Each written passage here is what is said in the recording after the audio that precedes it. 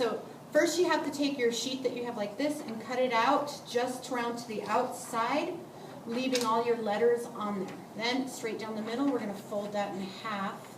We need to make our fold super tight. Use your scissors edge or a pencil edge because they have to be tight or it won't work. And they have to be as precise as possible or it won't work. So I use my scissors to make it nice and tight. Then I'm going to go through and all of the straight lines across, I'm going to fold it on those. Again, having to make it very tight and as exact as possible.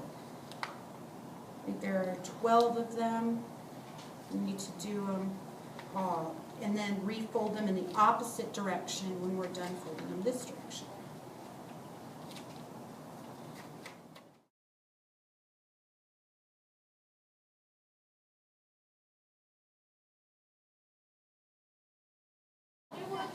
So now that I've got those folded that way, I'm just going to go through and crease them again, going the other way so that way they can flex and bend when I start to make this go in the double helix shape. It has to be flexible.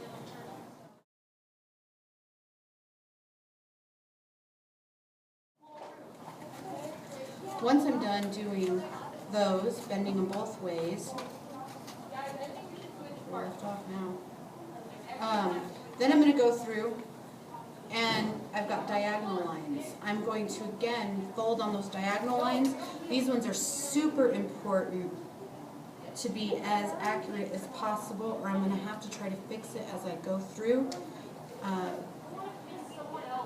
to make them a helix shape, and that gets hard, so I want to try to take care of that now. Folding it up on itself, I'm unfolding it after I fold it, so it's not like folding into a ball or anything.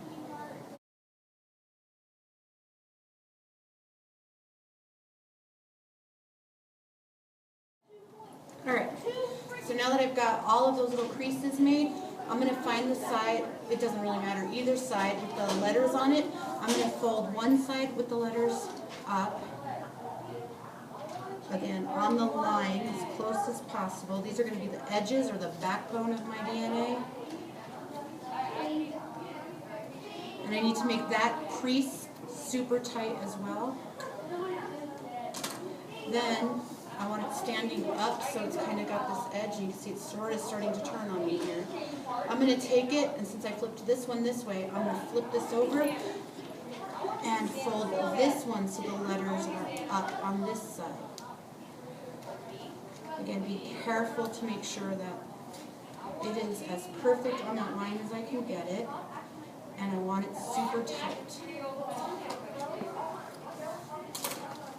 So that gives me the shape, and you can see that it's starting to kind of bend and turn.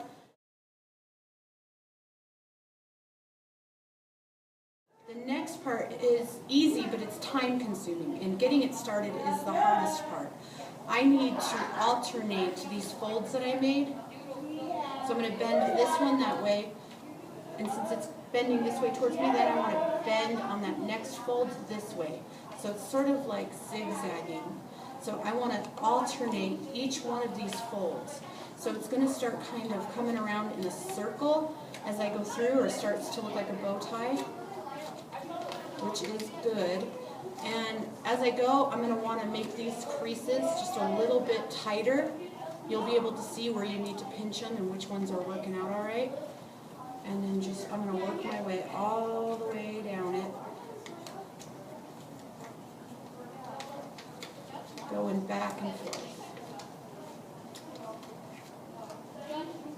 And tightening up those creases as I go where they need to be tightened.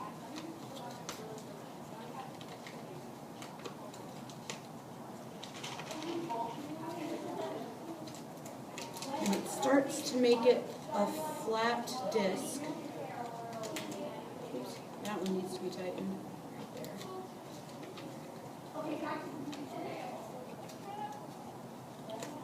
And my backbone should be fitting into each other with each layer that I put together, so it's allowing it to roll up, but they stay down. So So once I've got it all rolled up, it looks like that.